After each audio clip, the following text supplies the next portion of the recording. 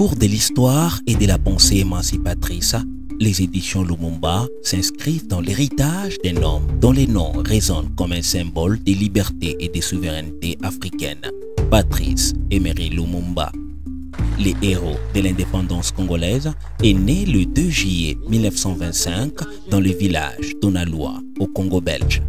Dès son jeune âge, il se distingue par son intelligence et sa soif de savoir, ce qui le conduit à fréquenter des écoles missionnaires chrétiennes. Son parcours professionnel le mène à travailler comme un employé des bureaux, journaliste et directeur des ventes, tout en s'engageant activement dans les associations d'évoluer ces Congolais, instruits que le pouvoir colonial belge reconnaissait pour leur mérite. Lumumba était un fervent nationaliste africain et panafricaniste convaincu. Il croyait en l'unité du continent africain et en la nécessité pour les nations africaines de se libérer de la domination coloniale pour embrasser pleinement leur souveraineté. Chers compatriotes, soyez sûrs que nous pourrons compter non seulement sur nos forces énormes et nos richesses immenses, mais sur l'assistance de nombreux pays étrangers dont nous accepterons la collaboration chaque fois qu'elle sera loyale et ne cherchera pas à nous imposer une politique quelle qu'elle soit. Son engagement politique s'est intensifié lorsqu'il a fondé le mouvement national congolais MNC en 1958, un parti prônant l'indépendance immédiate et l'unité nationale, transcendant les divisions ethniques et régionales. L'une des pierres angulaires de l'idéologie de Lumumba était la décolonisation mentale du savoir. Il comprenait que l'émancipation politique devait s'accompagner d'une libération intellectuelle permettant aux Congolais de se réapproprier leur histoire, leur culture et leur identité, longtemps marginalisées par les colonialismes. Cette vision visait à déconstruire les structures mentales imposées par la colonisation et à promouvoir une éducation enracinée dans les réalités africaines. Inspirées par cette philosophie, les éditions Lumumba ont vu le jour en République démocratique du Congo, située au cœur de l'Afrique et calquée sur les modèles panafricains. Elle se positionne comme une maison d'édition internationale dédiée à la revitalisation de l'industrie africaine du livre. Plus qu'une simple maison d'édition, les éditions Lumumba se veulent un carrefour des connaissances et d'expertise, offrant des services de qualité aux particuliers et aux organisations. Intégré au label panafricain Afrindala Group via sa branche scientifique AfriScience, les éditions Lumumba incarnent une vision éditoriale audacieuse et engagée. Elle constitue un espace d'expression et de valorisation du savoir africain, mettant en lumière les richesses intellectuelles et culturelles du continent et de sa diaspora, tout en reconnaissant les contributions universelles au progrès humain. Avec son idée de l'unité nationale, et Lumumba étant une figure non seulement de la République démocratique du Congo, mais également de l'Afrique entière et voire de l'humanité, c'était nécessaire de baptiser cette maison d'édition des éditions Lumumba. Oui, simplement parce que c'est une personne qui a lutté pour la décolonisation de l'Africain, la décolonisation du Congolais, et on dirait même de l'humanité. Alors, à combien plus forte raison, ces noms de Lumumba, qui se retrouvent dans les rues de Russie, à travers le pays, qui reconnaissent l'importance de cette figure pour la décolonisation de peuples, pourquoi ne pas l'immortaliser dans notre pays qui est la République démocratique du Congo, dans notre continent? Bien sûr, il y a d'autres pays qui ont baptisé les monuments, les avenues, les espaces Lumumba. Et nous, c'était important d'immortaliser cette idéologie au travers la maison d'édition Lumumba.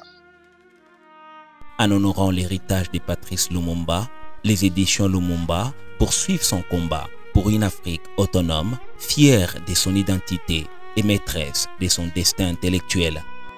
Cette question, nous la développons dans notre livre Le panafricanisme scientifique, justement dans le but d'apporter un nouvel élan à la pensée, à l'édition africaine. C'est déplorable que 60 ans après, que le scientifique congolais, mais scientifique africain, reste convaincu que les meilleures éditions sont en Occident.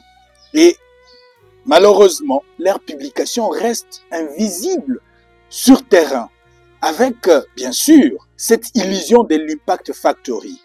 Impact factor, revue indexée, des choses qui nous sont imposées pour une exploitation.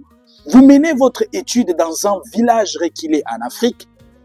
Votre recherche doit bénéficier en premier lieu à cette population. Mais parce que nous sommes dans un monde où cette colonisation mentale est imposée sous d'autres formes, avec des gens habillés en col blanc, on vous dit, écoutez, pour que votre étude puisse avoir de l'impact, pour que votre étude puisse être reconnue dans le monde scientifique, il faut publier dans une revue indexée dont ils détiennent presque 90% de le monopole. Et en Afrique, en RDC par exemple, il n'y a pas de revue indexée. On ne pourrait pas en compter plus de 5, 6. Alors ça pose un sérieux problème parce que on nous exploite. On exploite l'Afrique sous diverses formes. Les minéraux, les connaissances. Et conséquence, vous voyez votre étude qui devait résoudre le problème des terrains se retrouve visuellement sur le moteur de recherche sans aucun impact sur la réalité ou les terrains dans lesquels l'étude a été effectuée. Si vous êtes encore sous l'emprise de cette colonisation mentale, n'embêtez pas les jeunes qui se lancent à décoloniser les savoirs. Aujourd'hui, en Afrique, il est possible et facile de soutenir un jeune comédien et il prospère. Il est facile de soutenir un jeune footballeur et il prospère. Mais lorsqu'il s'agit d'un jeune qui éveille les consciences, qui se bat pour promouvoir les valeurs ancestrales, les valeurs de l'unité nationale, les valeurs intellectuelles, il fait objet de poursuites, de blocages et des plans qui n'ont rien à faire avec le développement de l'Afrique. Et c'est là que vous êtes complices. Comprenez, en tant que panafricaniste scientifique et père de ces courants que nous avons intégrés dans l'école de pensée universelle, nous nous disons qu'il est temps de promouvoir une nouvelle classe des élites, des intellectuels africaines capables de se procurer leur destin à main. Ça ne sert à rien de copier-coller les modèles occidentaux. Ça ne sert à rien d'implémenter tout ce qui est programmé dans les agendas extérieurs. Il est temps de se réveiller. Les ministres des enseignements, de l'éducation à travers l'Afrique, à travers le continent africain, vous devez vous réveiller. On ne peut pas vous dicter tout. On ne peut pas tout vous dire.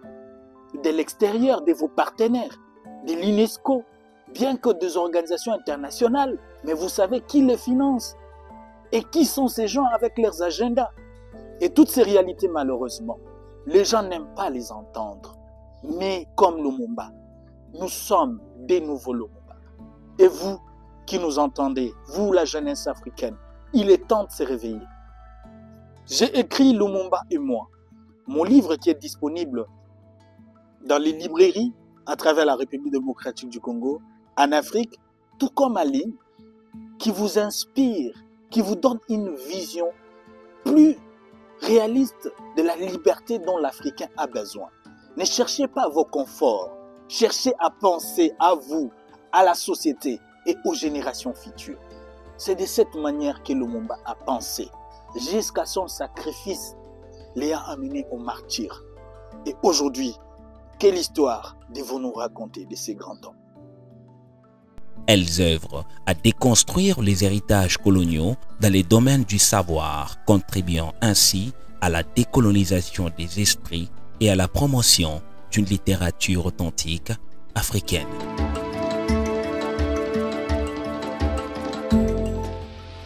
Une date dont vous enseignerez avec fierté la signification à vos enfants, pour que ceux-ci, à leur tour, fassent connaître à leurs fils et à leurs petits-fils l'histoire glorieuse de notre lutte pour la liberté.